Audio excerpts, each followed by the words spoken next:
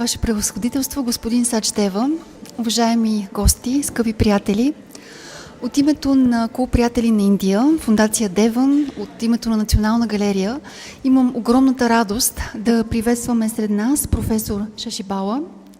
Тя е виден учен от Индия, наш скъп приятел, който за първи път е в България. Тя участваше в международната конференция, посветена на индийската култура.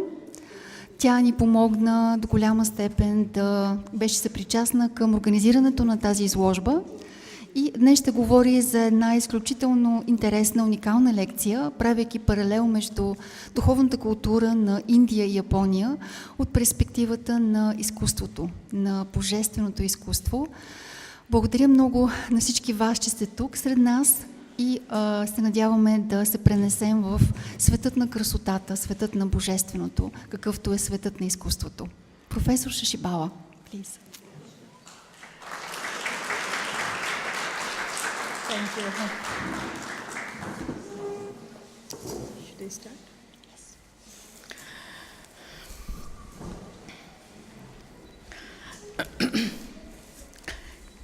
His Excellency, our Ambassador, Indian Ambassador Sachdeva Ji, and Madam Sachdeva Ji, and all the distinguished friends, scholars, Indologists, friends of India, it gives me immense pleasure to be here. But before I start, I would just request you to let me know when my time is over. Because if I speak with the burden of time to finish in time, then I cannot speak from my heart. And I don't want to hold you for so long also. Ваше превъзходителство, уважаеми господин Сачдеваджи, госпожа Сачдеваджи, уважаеми скъпи гости, учени, индолози, за мен е голяма радост да бъда сред вас и имам една молба. Моля ви, вие да ми дайте знак, когато моето време за лекцията прекъсна, тъй като ако трябва да говоря от сърцето си, тогава ми е трудно да се вместя във времето. When I heard about this exhibition, I was in India, and I was thinking, how can it be possible that an exhibition can be organized on such a small piece? This is just Shiv Mahimna Stotra. Okay, it is illustrated, but how can an exhibition come into existence? But when I came here, I was so impressed by the way you have, there is so much work into it. It's done out of love, it is done out of respect, it's done out of not for making, gaining something, but to give something. Когато разбрах за организирането на тази изложба, бях все още в Индия и в началото бях много изненадана как може да се направи тук такава изложба, посветена на този химн, Шива Махимна Стотрам. Но когато дойдох тук и видях всъщност колко много е вложено в тази изложба, бях изключително впечатлена с любовта, грижата, вниманието, с която е организирана тази изложба и с осъзнаването, че тя е направена, организирана не за да се получи нещо, а за да се даде. Historians and philosophers, archaeologists, explorers, poets, thinkers, they have all agreed and approved that India's best gift to humanity is its spiritual path. It has given to the world all around it. Whosoever came to its shores, they got gifts of enlightenment, of spirituality, of art and architecture, of language, of scriptures, so many things for advancement of civilization and culture both. Толкова много историци, философи, археолози, учени, мислители, всички те са сигурни за това, че най-големият дар, който Индия е дал на световната култура, това е духовността или духовният път. По целия свят духовното послание се разпространява под формата на философия, на изкуство, на архитектура. India has sent the best of its sons abroad to spread its philosophy and culture. But the whole history had gone into amnesia because of two reasons. Number one, that our forefathers have not left any chronicles. They have not written anything about the history that how India became the cultural leader of the world. We accept that India was Jagat Guru, but nothing was known.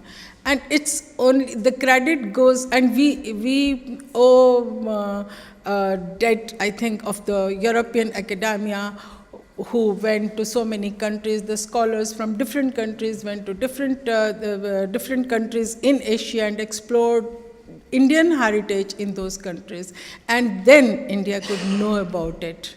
And looking at this exhibition, I think that this is a step forward.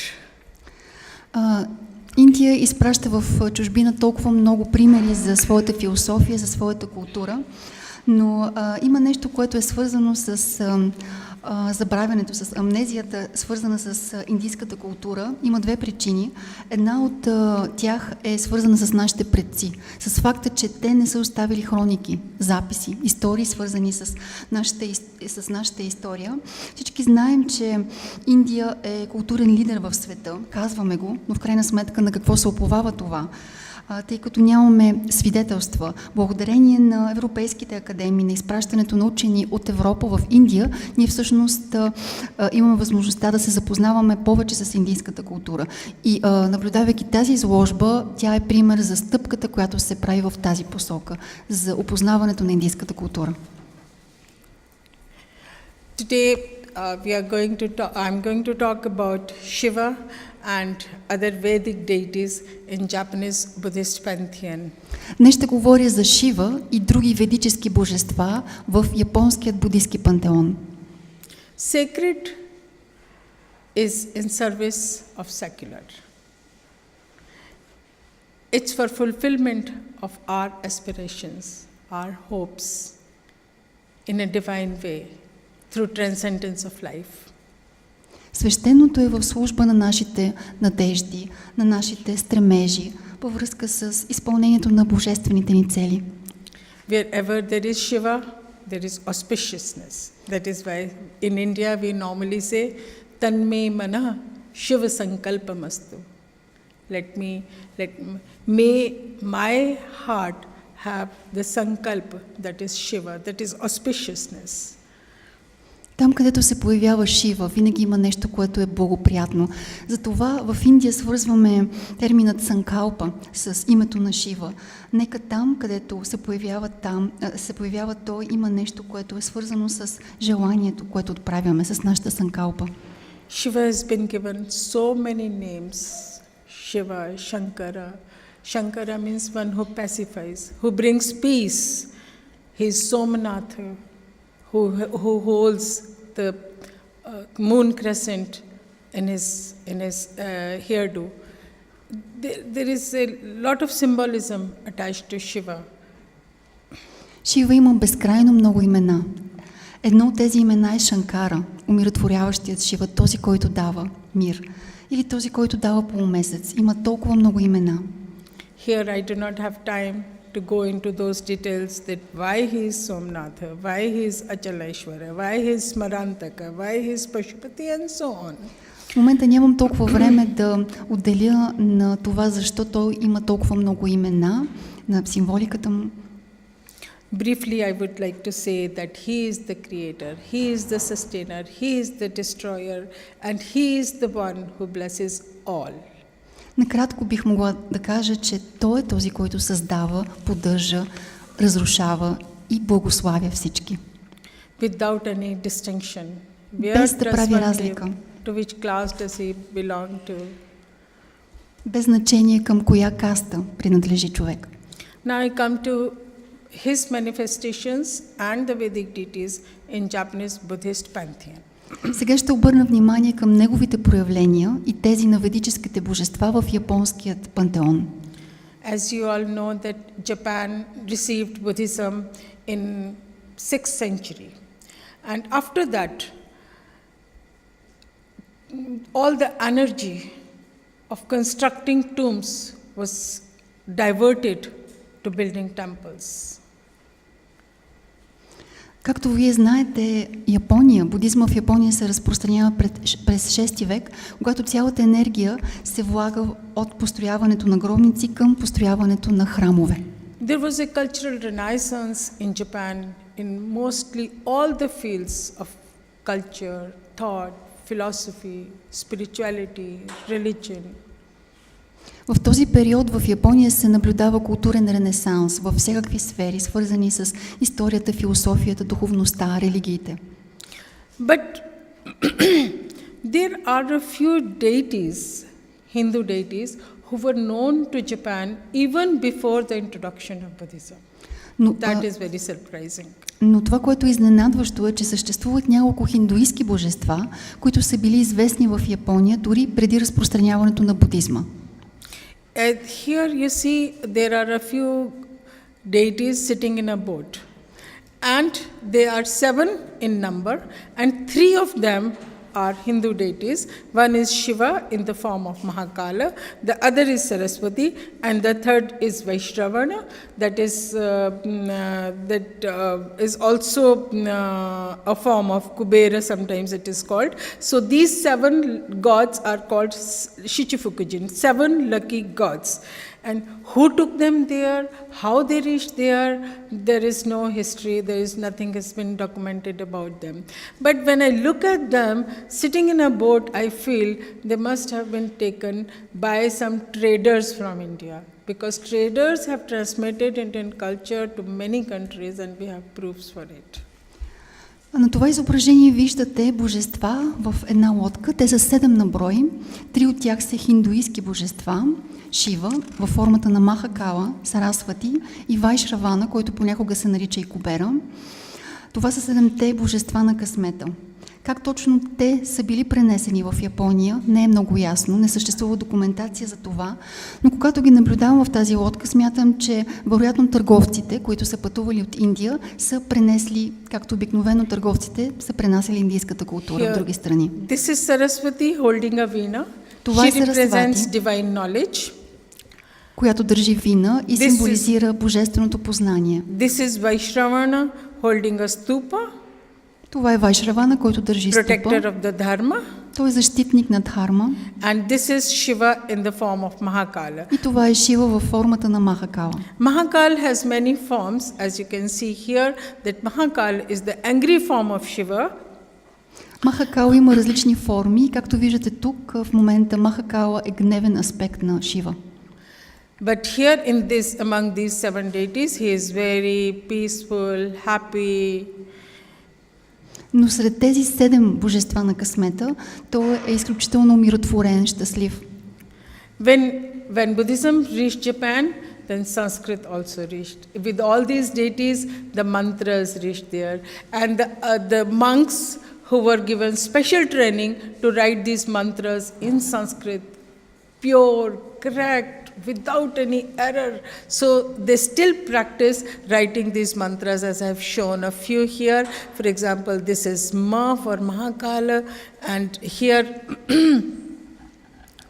this is Ma, and this is Ha, and this is Ka, and this is La. So this is Mahakal, and on the other side you can see Om Maha. This is something wrong here, but there is no difference between in pronunciation of Ra and La in Japan.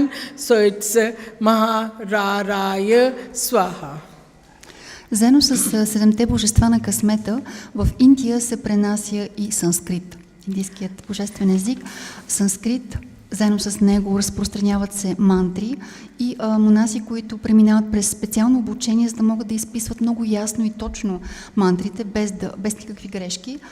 Това, което може да видите тук при тези изписвания: Ма за Махакала, Ха, Ка и Ом Махакала, Ра, Ра, Сваха, негова мантра.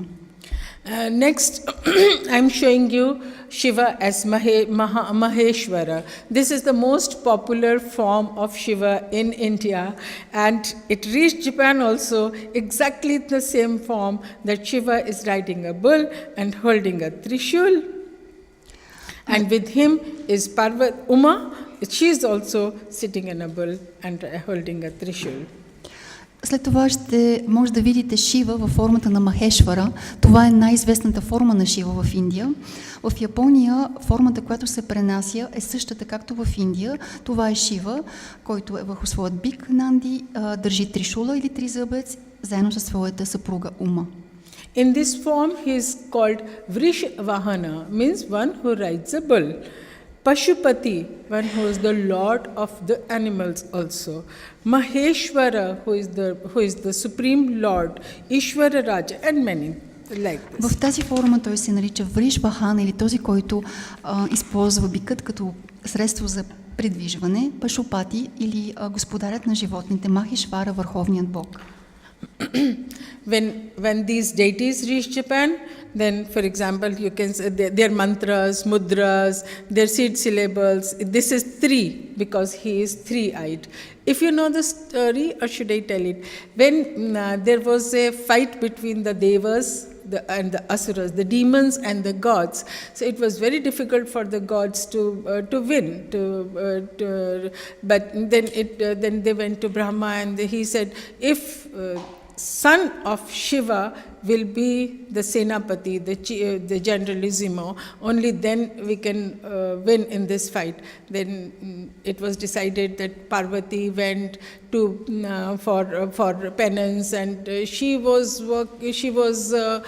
trying hard, but Shiva was Mahayogi. He was just sitting, and she could not disturb him. And then Lord Kama, the Lord of love, he was sent to shoot arrows on Shiva so that he could be disturbed in his meditation. I'm sorry to be too long. Това, което може да видите тук също така с разпространението на будизма в Япония, изписването на мантри, употребата на мудри, на семени срички, свързани с факта, че Шива има три очи.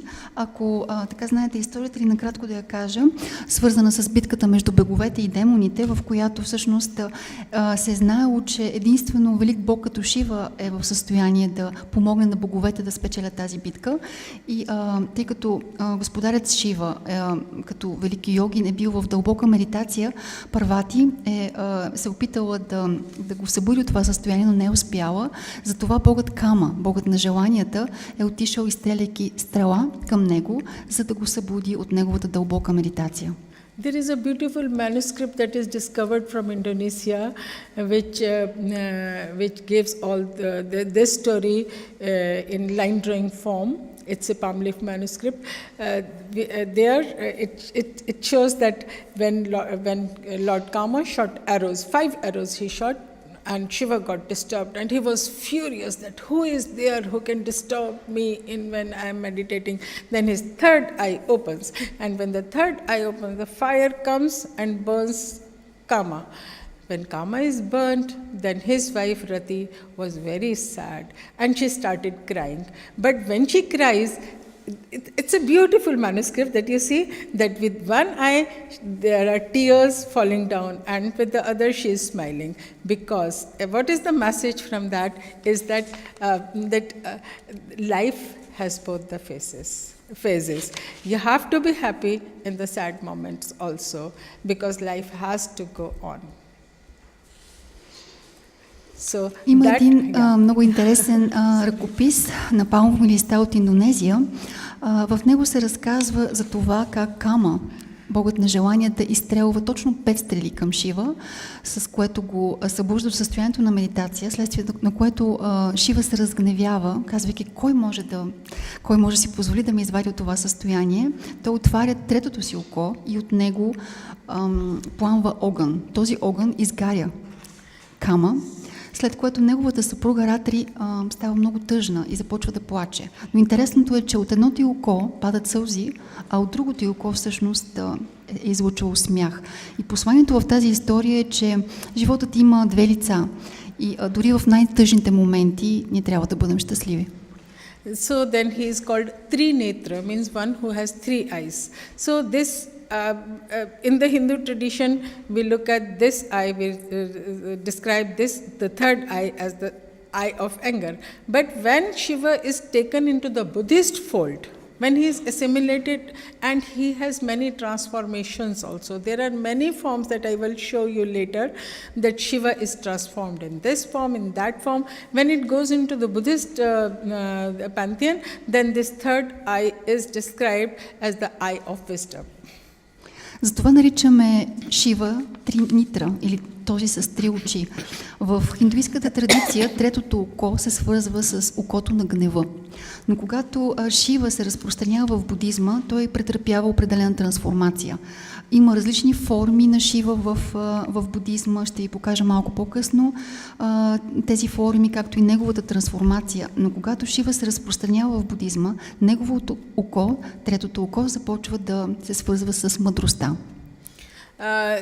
In a ritual, many kinds of mudras, hand postures are involved, and they represent something or the other. So with Shiva also, there are different hand postures. These mudras are associated, and I just show you a few as an example. В ритуалите се използват жестове с ръце или мудри, които имат определена символика.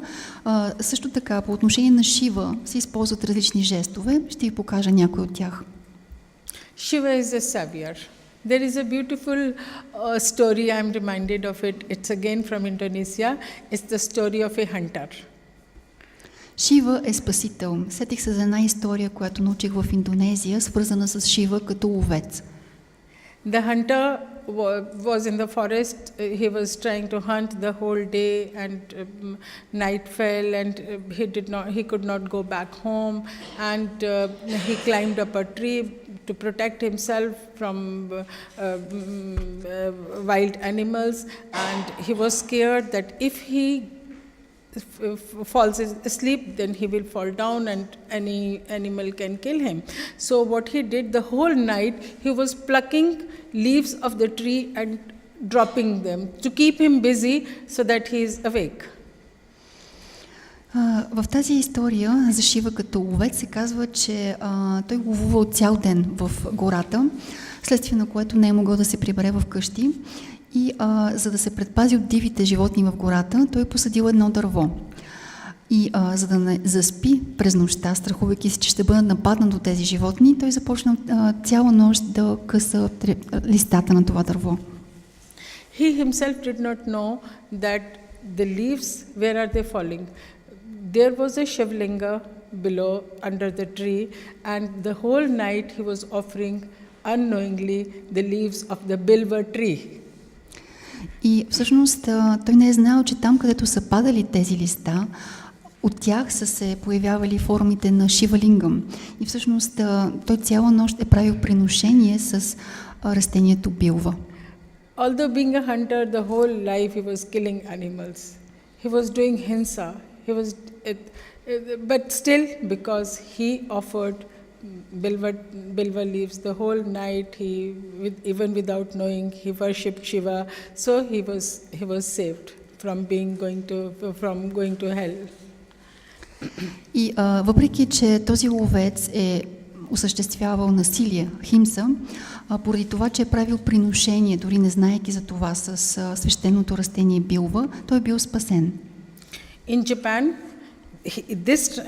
this form as a savior is transformed into an Avalokiteshvara. That is, the name of this is Amogha Pasha Avalokiteshvara, means one who holds a rope to protect, to tie everyone and protect him and take him to salvation. И в тази форма той се свързва с Бодхисаттва Авалокитешвара и във формата на спасител, и известен като Амок Паша Авалокитешвара, или този, който спасява, този, който завързва с въже, за да може да спаси. Shiva is also called Achaleshvara. Achala means mountain. One who sits on a mountain is called, he's the Lord of mountain, Kailashapati, Kailashnath, these are also his names. So Achaleshvara, this form is transformed into Fudomyo, Achala Vidya Raja. Шива е също така известен като господарят на планината, или този, който стои на планината, като Кайлашапати. And he emerges out of the fire of Homa, Havan, the fire ritual. Също така е този, който се появява от ритуалите, свързани с огън, хома или хаван. Fire ritual. Ритуали, свързани с огън.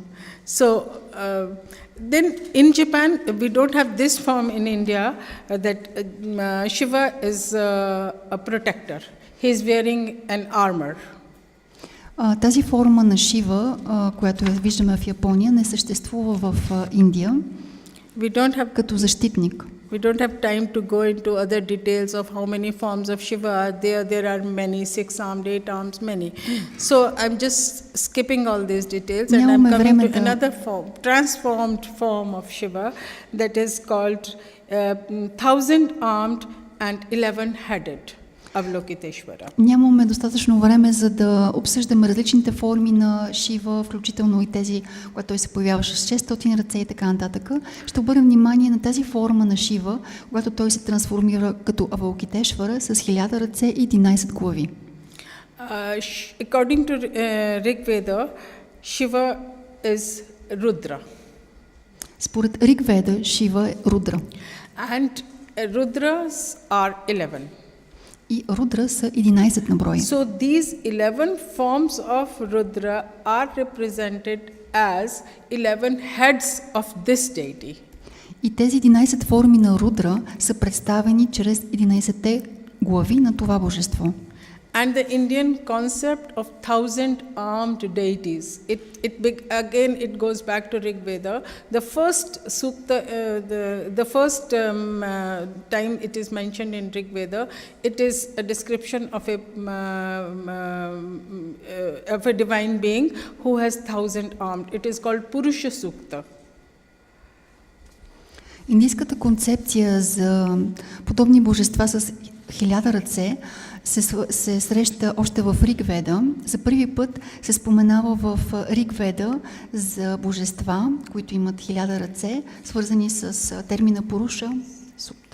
There it goes like this: Sahasra Shirsha Purusha, Sahasraksha, Sahasrapad, the man, the divine being who has 1000 eyes and 1000 arms. So here you can see these 1000 arms around this. Там се споменава за божество, което има 1000 ръце, 1000 очи, и тук може да видите пример за това. Because he is a savior, so he needs many arms. Тъй като той е спасител, затова има нужда от много ръце. Then there is another form that is bringing together the manifestations of Hari and Hara, Shiva and Vishnu. So this form is called Hari Hara in our tradition, in Southeast Asian tradition. But when it goes to Japan and is assimilated into the Japanese Buddhist pantheon, then it takes this form with some attributes of Shiva and some of Vishnu. Here you can see a wheel, and here in this side you can see a rosary. Има друга форма, която обединява Хари и Хара, Шива и Вишну. Тази форма е популярна в югоизточната традиция, но когато стига в Япония, тук може да видите отново комбинация на атрибутите на Шива и на Вишну. Например, колелото. Shiva is also Ishana. There are 8 manifestations of Shiva, Ashta Shiva, and one of them is Ishana. Също така Шива е Ишана. Има 8 проявления на Шива, Ашти Шива. Again, when it's taken into the Buddhist pantheon, then it represents Ishana, symbolizes knowledge, and and Eshani, she represents meditation. В буддийският пантеон тази форма на Ишана символизира познанието, а Ешана – медитацията. There is another form, if you know the story, that after churning of ocean, 14 things came out. One of them was poison. And who was to take the poison? If it would have spread in the world, it would have been destructive. So Shiva decided to swallow it. He swallowed it, but it was not even good for him also. So he kept it in his throat only, so it did not go down. So his throat became blue. That is why he is called Neelakantha. Neela means blue, Kantha means throat.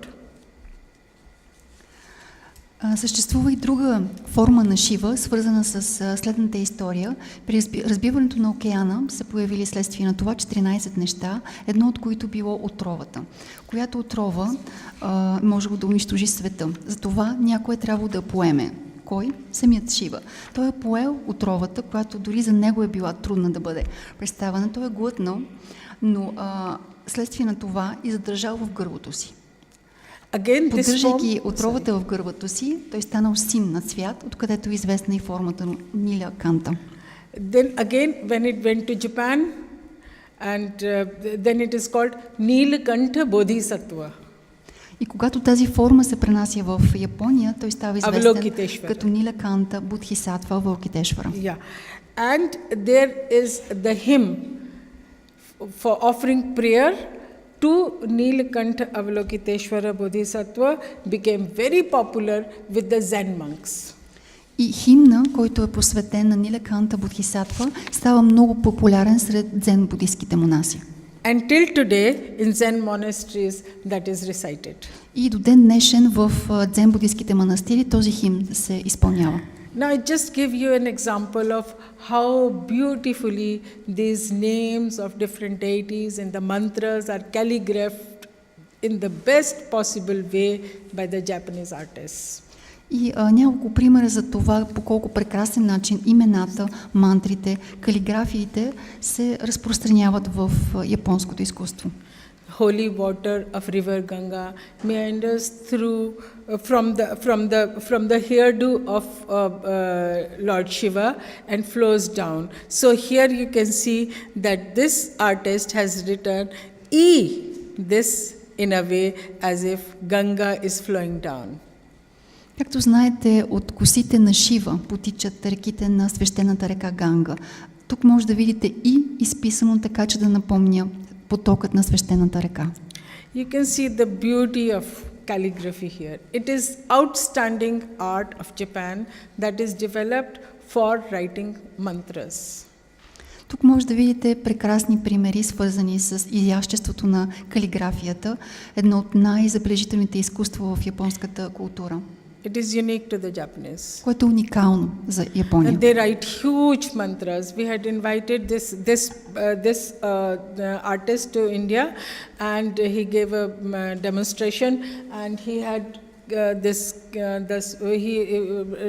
writing this mantra on a paper, and the size of the paper was 7 to 8 feet, and he has a big brush in his hand and standing and writing in one flow only, one stroke only, and the brush cannot be dipped again, because if a mantra is broken, then you cannot use it for offering prayers, for worshipping. As a statue, if it is broken, it cannot be used for worshipping. И тази калиграфия изначално се използва за изписване на мантри. Авторът, калиграфът на тези примери е бил поканен в Индия, т.е. в Япония, извинявайте, където той е изписвал на огромни парчета хартия мантрата с дълъг размер, така че с едно изписване на мантрата е трябвало да запази изписването на четката, без да я прекъсва, тъй като за да се използва една мантра като приношение на молитва, тя не трябва да бъде нарушена, така както една статуя, която е счупена, не може да се използва за приношение на молитви. And I wanted to draw your attention to the dry brush effect here. Искам да насоча вниманието към ефекта на сухата четка. See, first he wrote sa, and then he wrote the e, and then va. Va is with full brush. And E is with, like as if it's a half empty brush, because it has to represent a flowing river. Да насоча вниманието към ефекта на сухата четка при използването на туш, изписването на С, И и В. При изписването на И имаме средно използване на туш. При В, това е пълното използване на туша. Използването на почти суха четка при изписването на И символизира потокът на река. Shiva is shant, peaceful, but he is angry also. So see how he has written this Shiva in an angry way. Шива е шанти или мир, но също така той е гняв. Вижте по колко гневен начин е изписано. So now I come to a few more deities. In India, when we offer prayers, then goddess Lakshmi, then goddess Saraswati, and goddess Durga, and Ganesha. These are a few very prominent gods and goddesses when we offer prayers, because we need them. Why? Because Saraswati represents intellectual power, Lakshmi represents financial power, and Durga represents the power of defense. Сега ще обърна вниманието ви на няколко други божества, които в Индия са свързани с отправянето на много молитви към тях. Това са божествата Лакшми, Сарасвати, Дурга, Ганеша. Това са много известни божества, към които обикновено индийците отправят молитви, тъй като имат нужда от тях. Защо? Сарасвати, тя е свързана с интелектуалната сила, Лакшми с финансовата сила, Дурга с защитата. There is a Buddhist sutra, its name is Suvarna Prabhasa Sutra, means the Sutra of Golden Light. And in that sutra, many deities are there, and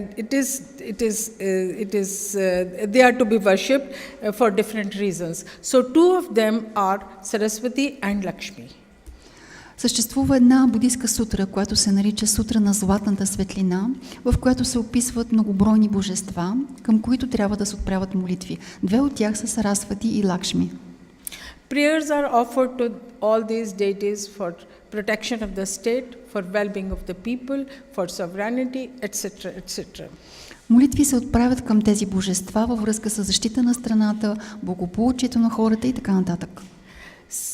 Worship to Saraswati and Lakshmi together as a pair began in Japan in 8th century, when this sutra became popular. Почитането на Сарасвати и на Лакшми заедно започва в Япония през 8 век с разпространението на тази сутра. But you see, when goddess Lakshmi is taken into the Japanese Buddhist pantheon, then how it has changed its form. In India, you will see goddess Lakshmi showering gold coins. But when it is in Japan, it is a Buddhist goddess, and now she is holding a wish-granting jewel, Chintamani. Когато Лакшми се разпространява в японският буддийски пантеон, нейната форма придобива определени промени. В Индия тя обикновено се изобразява с златни монети, които падат от ръцете й, докато в буддийския пантеон, вече като буддийска богиня, тя държи камъкът, който изпълняват желания или чинтамани. From 8th century onwards, there are a large number of paintings and sculptures of both the deities, because there was an annual festival that is called Kichijokeka, means for worshipping these two together. От 8 век в Япония започва да се появяват много скулптури, картини, изображения на тези богини във връзка с утвърждаването на ежегоден фестивал, свързан с почитането им.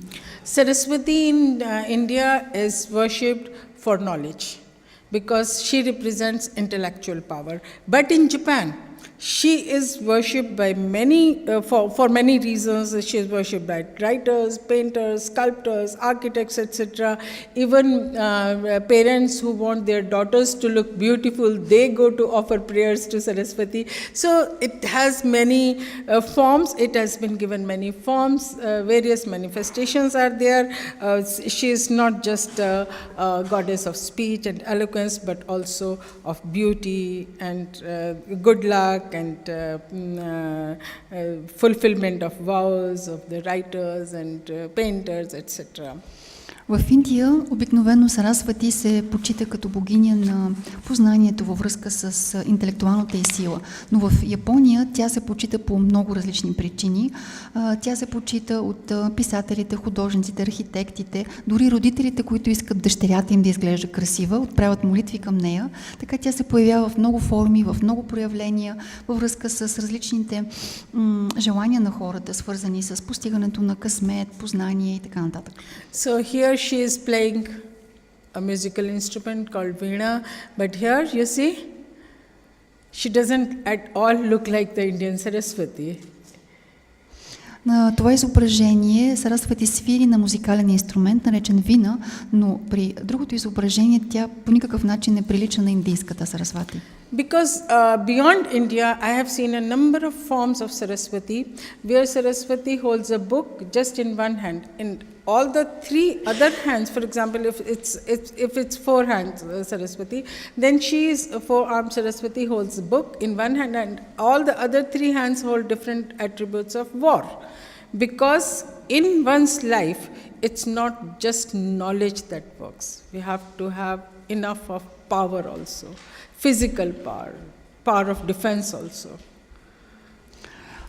Извън Индия съществуват изображения на Сарасвати, понякога с 4 ръце, в които може да се види в една от тях, тя държи книга, а в останалите 3 атрибути свързани с войната. Тъй като в нашия живот не само познанието е важно, също така понякога физическата сила, защитата.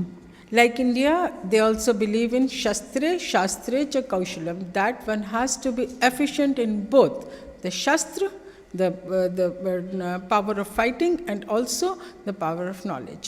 So in Japan it is called Kenzen Ichi, that these two have to be together. And I think when I look at these such concepts in Japan, I feel that yes, we must accept it, because if only Shastra, only Vidya, only knowledge would have been enough for life, then all these sages would not have come to the father of Lord Rama to take Rama to the forest, because these rishis with so much immense knowledge, they were not able to fight with those demons. В Индия ние вярваме в силата на шастра, на видя, на познанието, мъдростта. В Индия се смята, че както познанието е важно, така и различни военни умения, свързани с защитата ни. И смятам, че шастрите, видя, познанието е също толкова важно, както и уменията за защита. Ако нямаме тези умения, свързани с физическата сила, тогава как, например, ришите, мъдреците, биха могли да се справят с една битка с демоните? Now I come to Indra, one of the major Vedic gods, most prominent, Devanam Devaha, who is the Lord of the Lords. И сега отивам към Индра, един от основните ведически божества, който е господар на господарите. So when Indra goes to Japan, here he is like a bodhisattva. It's a Jataka story. The earliest form of Indra that we find is on this portable shrine. This is a shrine, the name of the shrine is Tamamushino Zushi. So on this shrine there are panels on all the sides, and on one side there is Indra. You can't see him here, this is on the other side, but I'm just showing you the one panel, one side of this shrine. So, because according to this Jataka, although Buddha was a Kshatriya, but according to this Jataka, Buddha was born as a Brahman, and Indra wanted to test his virtue. So, one day Buddha was strolling in forest, and Indra came to test him. Then he recited half of a verse, and Buddha got inspired to know the second half of the verse. But in the meantime, Indra turned into a demon, and he said, "Oh, I am so weak, I can't recite the second part of this verse." And then I want to eat, because he was a demon, and there was a hungry tigress in the forest. She had just given birth to 7 cubs, and he said, she is so hungry, and I am also hungry, and we want something to eat. And can you offer yourself to satiate our hunger? Then I will recite the second part of the verse. Buddha agreed. He is just here, he is putting off his clothes, and now he is jumping so that the hungry tigress could eat his body. В Япония Индра също се появява като бодхисатва, свързана с историите, описани в джатаките. В един храм, който виждате, изображенията към него разказват за историята, в която Индра подлага на тест Буда.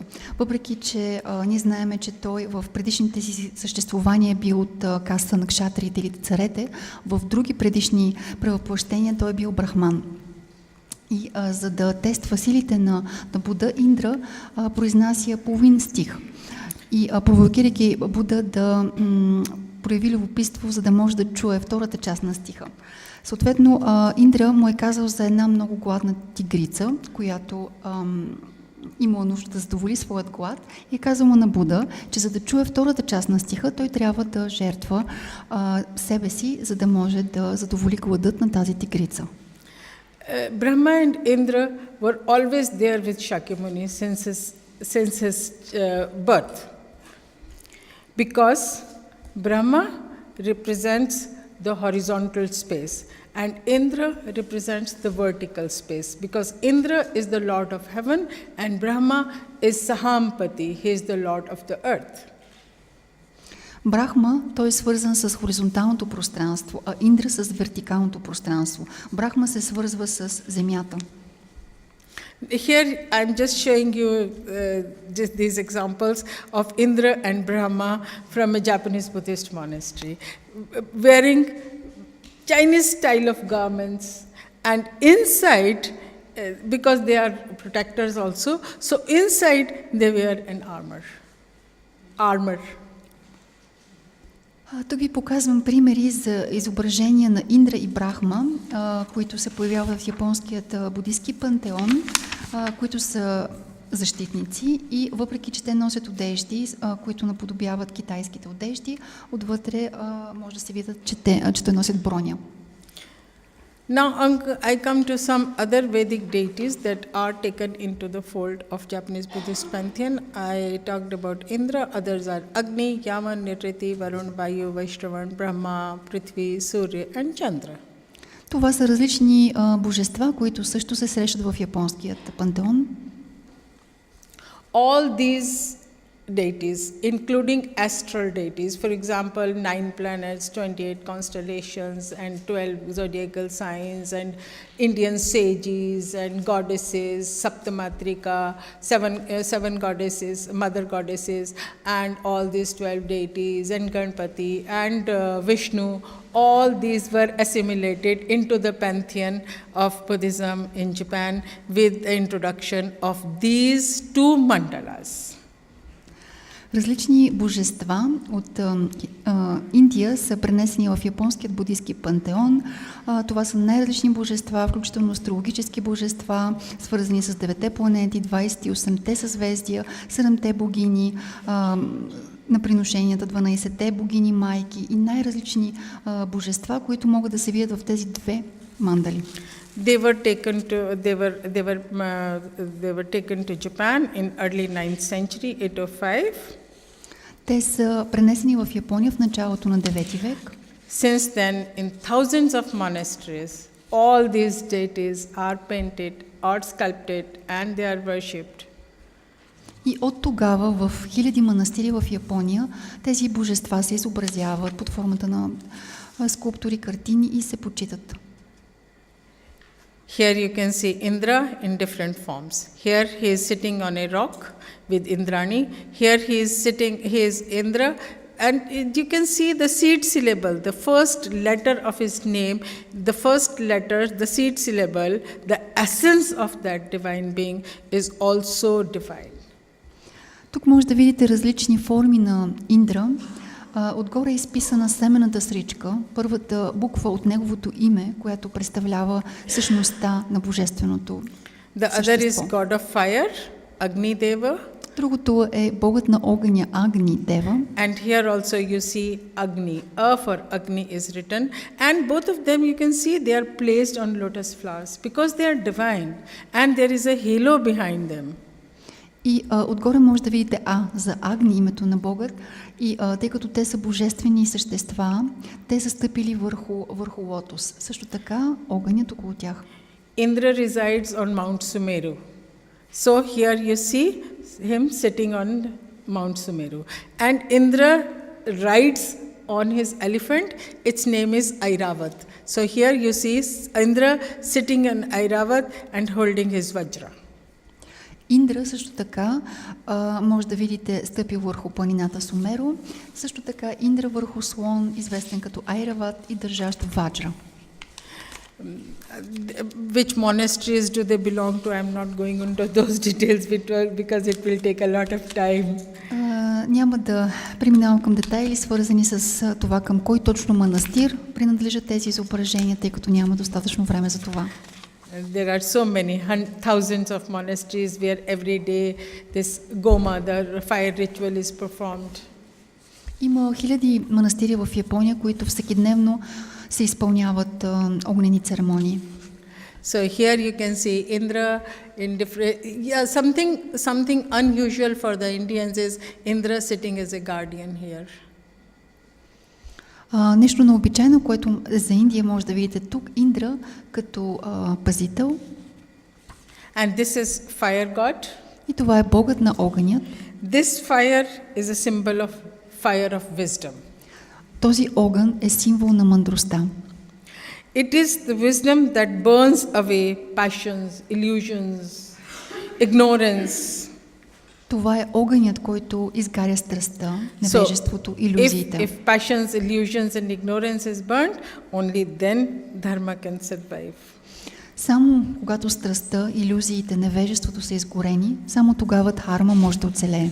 So that way the fire god Agni is a protector of dharma. И затова богът на огъня Агни е защитник на дхарма. Next I come to Yamadeva. Yama is the lord of death. Следващото божество е Яма, господарят на смъртта. He is worshipped for long life also. Той се почита също и за дълъг живот. After death, when one goes to Yama, then he has like an accountant. His name is Chitragupta. You can see in this. Chitragupta is writing, and people here are sitting and listening to what they have done in their life. След смъртта човек се среща с Яма и Читрагупта е този, който изписва техните деяния в живота и осъжда. He's like a judge here. So one has to do good in one's life to go to heaven. Otherwise he is going to hell. И осъжда дали човек трябва да отиде в рай или в ада. So I don't know. People ask me, have you ever seen what is hell, what is heaven? I said no, I don't know. They ask me about God. Is there any God? I said I don't know whether there is a next birth or not, whether there is God or not, whether there is any hell or heaven. But I think these concepts are important for the society to keep peace, to do good, to have harmony, to work for others, have devotion, work for good, have wisdom, all such things. So it inspires one to be on the path that maintains a balance in the society and harmony. Хората ме питат, има ли рай, има ли ад, как изглеждат те, има ли Бог? Не зная дали има рай, ад, Бог, дали има следващо прераждане, но това, което смятам, че подобни концепции, свързани с рая, ада, са много важни за поддържане на мирът, добротата в хората, в обществото, възможността хората да поддържат баланс в обществото. He is also known as Shraddha Deva because he is worshipped for offering prayers to the deceased forefathers. Известен е също така като Шрадха Дева във връзка с приношенията, които се правят към предците. Now I come to Varuna. Varuna is the lord of hydrosphere because there has to be peace not only on earth but on water also. Сега отивам към Варуна, свързан с поддържането на мира не само в земята и във водата. He is worshipped for averting floods and watery catastrophes. Той е свързан той се почита във връзка с предотвратяването на наводнения и всякакви водни катастрофи. Now I come to Vayudev, the lord of wind. И това е Вайудева или господарят на ветровете. Vayu equates the cosmic breath. Свързан с космическият ред. It is the intermediate space. Yeah, it is the space between sky and earth. С пространство между небето и земята. He is represented like an old man. Той се изобразява като възрастен човек. He holds, you can see the banner fluttering. Държи знаме, което е развяно, which indicates wind. което символизира вятърът. Next is Vaishravana. Следващият е Вайшравана, Vaishravana is holding, as you can see, a stupa. And stupa represents dharma. който държи ступа, която символизира Дхарма. He is the protector of dharma. Той е защитник на Дхарма. Sometimes he is confused with Kuber. Понякога се бърка с Кубера. Next I come to goddess Prithvi, the goddess earth. Следващата е Притви, богинята на земята. Prithvi in Indian tradition is said to be mother. В индийската традиция тя се приема като майка. There is a Sanskrit shloka that says, Mata Bhumi Putro Aham Prithivya. This earth is my mother and I am a child, I am a son of this mother. В една санскритска шлока се казва: земята е моята майка и аз съм дете или син на земята. All kinds of gems, all kind of minerals, all kinds of vegetation, everything what we need in our life is in the womb of the earth. Всичко, от което имаме нужда в живота ни, скъпоценности, минерали, всичко това е в утробата на земята. We have already talked about Ishana, so I just skip this, but he holds as a manifestation of Shiva. He is holding a Trishula and a bowl. Вече споменахме за Ишана като форма на Шива, но тук още едно негово изображение с тришула или тризъбец и с купа. What happened to sun? Yeah. So next is Brahma. Следващият е Брахма. Brahma, as according to Indian tradition, he has 4 arms, 4 heads and rides on 4 geese. Според индийската традиция той има 4 ръце, 4 глави. It symbolizes wisdom. И символизира мъдростта. Then we come to sun god. Sun and moon are the symbols of eternity. Това е богът на слънцето. Слънцето и луната са символи на вечността. In Indian tradition, we say sun rides a chariot that is driven by 7 horses. And here you can see 5 horses. And sun is holding lotus flowers in both of his hands. В Индия казваме, че богът на слънцето е върху колесница, теглена от 7 коня. Тук виждате 5 коня. И самият бог на слънцето държи 2 лотоса в ръцете си. Both of them, sun and moon, have so many forms in Japanese pantheon. I cannot show all of them, but I'm showing you just 2 of them. Here you can see Chandra, the moon god, and here it is again a bodhisattva. Има много различни форми на богът на слънцето и на луната в японският буддийски пантеон. Нямаме време да разкажем по-подробно за тях, но тук виждате Чандра, богът на луната, и отново изобразен като бодхисатва. He is called Chandra Prabha and sun is called Surya Prabha. Той нарече Чандра Прабха или Сурия Прабха е този на слънцето. This kind of images of sun and moon are placed on the 2 sides of the Buddha of healing.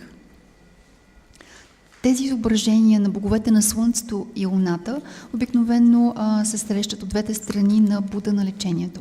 So the life has to be long, but without any sickness. Тъй като живота трябва да е дълъг, но без болести. Now we come to Ganesha. И сега отиваме към Ганеша. And I have seen hundreds of forms of Ganesha in India, but never a Ganesha holding an umbrella. Chhatra Vinayaka, Malya Vinayaka, Dhanur Vinayaka, Khadga Vinayaka.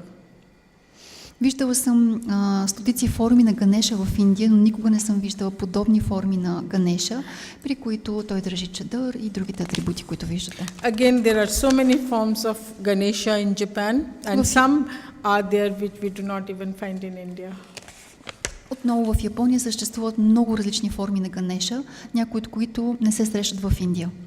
We talked about Brahma, the creator, we talked about Shiva, the destroyer, but we have to talk about Vishnu also, because Vishnu is the sustainer of life. Говорихме за Брахма като сътворителят на Вселената, за Шива като разрушителят и трябва да кажем за Вишну, този, който поддържа живота. Vishnu rides a Garuda and holds a wheel, chakra. Вишну язди Гаруда и държи чакра или колело. In Southeast Asia, if you go, you will see that there are so many statues of Vishnu riding Garuda. Because there the kings believed that they rule their country like as an incarnation of Vishnu. В Югоизточна Азия може да видите безкрайно много статуи на Вишну с Гаруда, тъй като там се вярва, че техният лидер е реинкарнация на Гаруда. So in Japan you have so many forms of Vishnu. В Япония също има много различни форми на Вишну. Now we come to the goddesses. И сега отиваме към богините. There are 7 goddesses called Saptamatri in the Indian tradition. В индийската традиция има 7 богини, наречени Саптматри. So you can see them here, 5 here and 2 here. 5 тук 4, 3, I think who is repeated? 1 is repeated. Aindri, Brahmi, Kaumari, Chamunda, Manushya, Vaishnavi, Yami. There are 8. 8 богини. So there are other deities also, which I'm not going into all these details because I don't think we have time for all this. There are sages, Indian sages in the Buddhist pantheon. There are astral deities in the mandalas, 12 zodiacal signs, 9 planets, and 28 constellations, and so on. There are. Има и много други божества в японският пантеон. Нямаме време да обърнем внимание на тях. Всичките тези божества, свързани с астрологията, 12-те зодиакални знаци, 9-те планети, 28 съзвездия и така нататък. Durga is there. Durga is called Chundi Bhagavati. So in Japan they called it Juntei Kannon. Again it has become a bodhisattva for them. Дурга, богинята Дурга също се среща, известна като Чунди Бхагавати, тя също се среща в японският пантеон. So now you can see that how Hindu gods are transformed into Buddhist deities and assimilated into the pantheon because Buddhism and Hinduism, these are the spiritual paths, dharmas, for which assimilate. There is no confrontation. Wherever these dharmas went, there was no confrontation. There was no uprooting, demeaning or defeating anybody. They were uplifting wherever these dharmas went. Много хиндуистки божества, може да видим как много от хиндуистските божества са приети в пантеона на будизма, те са асимилирани в него, тъй като будизмът, хиндуизмът, това са духовни пътища, това е дхарма. И като духовни пътища, като дхарма, те по-скоро асимилират, приемат, вместо това да изкореняват различни вярвания. With these words, I thank you all so much to give me this chance to share my research with you. I wanted my best to be brief and to be in time. I hope I could say what you maybe I wanted and you liked verses. So thank you very much. It was a great opportunity to be with you. Thank you. С тези няколко думи бих искала да отправя благодарност. Надявам се да съм се вместила във времето. Благодарам за това да мога да споделя моите познания с всички вас.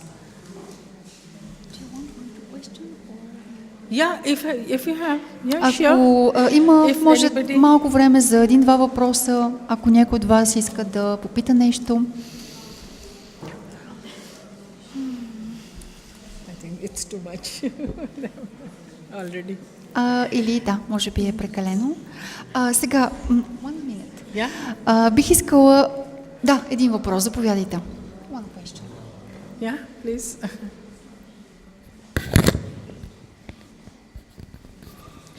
Не е въпрос, аз нищо не бих могла да допълна към тази пълна лекция. Само искам от името на всички да благодаря на доктор Шашибала, на професор Шашибала, извинявайте. И тук пред всички да благодаря за нейните организационни качества. Само преди една седмица тя организира една невероятна конференция за ромите. На тази конференция присъстваха роми от всички европейски страни и тя показа своите блестящи организационни качества, за което и благодаря тук пред всички. Thank you. Thank you.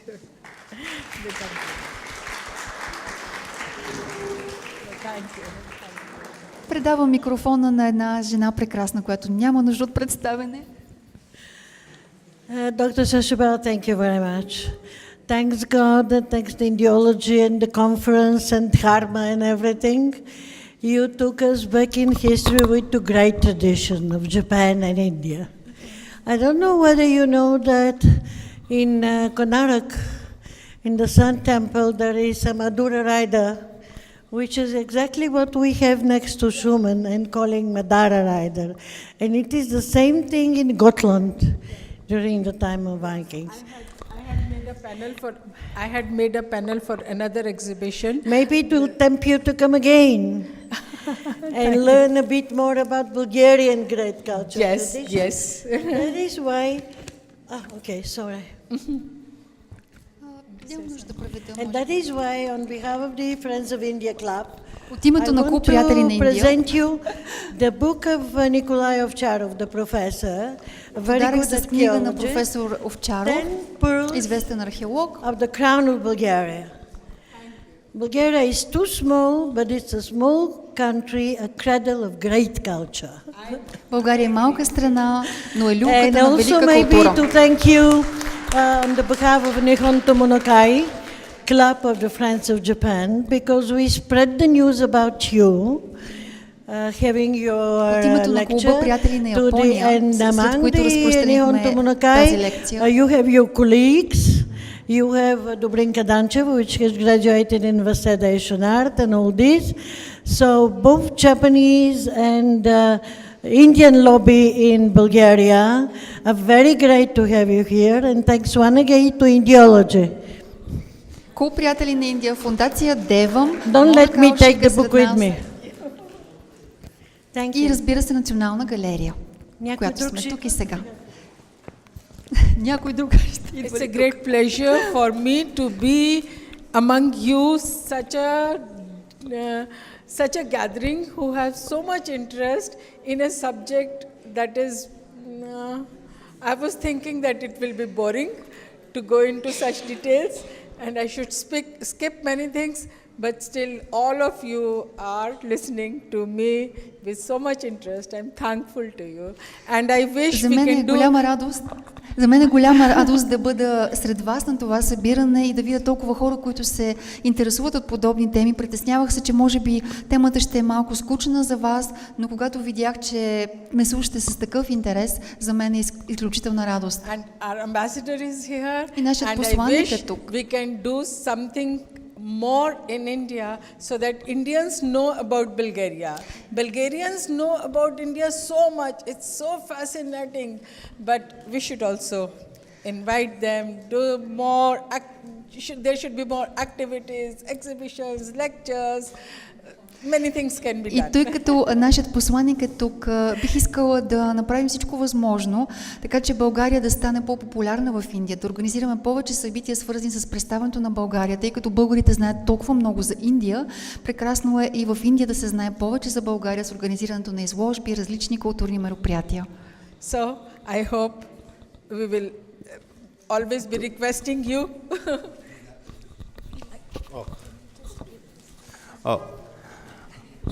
First of all, let me thank Professor Dr. Shashi Bala for an excellent presentation.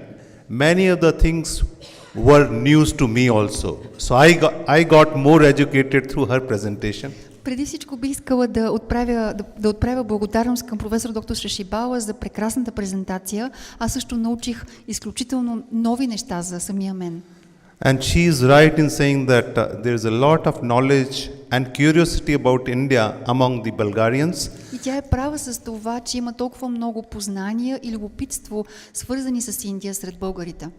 In last 2 days, we had a conference in the Mirror of Dharma, Indian culture through ages, and the presentation by many of the scholars of Indology department surprised many of our foreign scholars.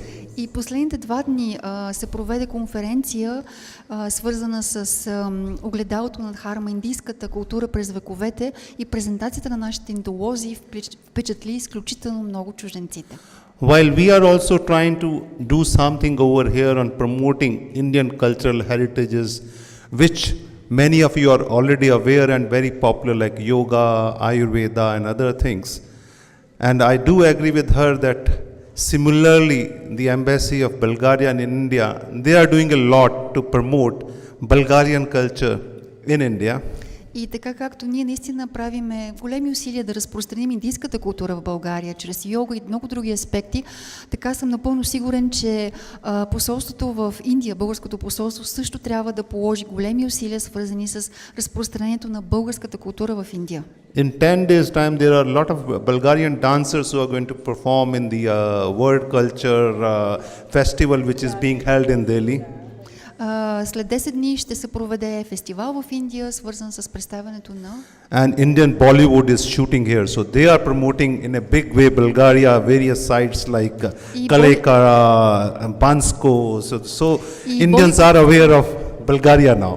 И боливудски филми се снимат в България и по този начин различни места в България, Банско, се промотират в Индия. And we hope that soon there will be a lot on cultural front also, and on the business front also. So we have just established a chamber, India-Bulgaria chamber. So we are covering all sectors. Hopefully things will improve in future. И също така работи се в областта на контактите между България и Индия, свързани с бизнеса, и се надявам да има все повече шансове за този обмен. Thank you very much for a wonderful presentation and all the best to прекрасна you. презентация. Thank you. Thank you. Can I give a suggestion? If the gallery wants and if our government wants, this is such an excellent exhibition and it is in Europe already. So maybe we can think of sending this exhibition to other countries? Едно предложение, think about ако it, if the галерията са gallery съгласни, accepts. нашето правителство, биха могли, тъй като тази изложба вече е в Европа, биха могли да изпратиме тази изложба и в други страни. Да. Yes. Thank you.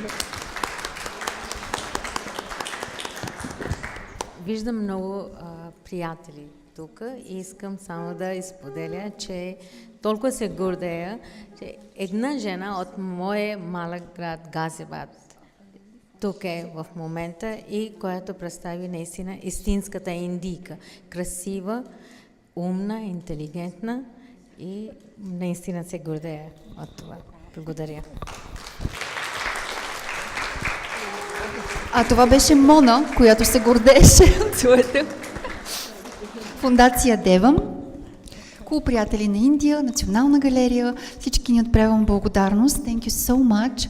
Благодарим на всички. Удоволствието е взаимно. Благодарим. Приятна вечер на всички.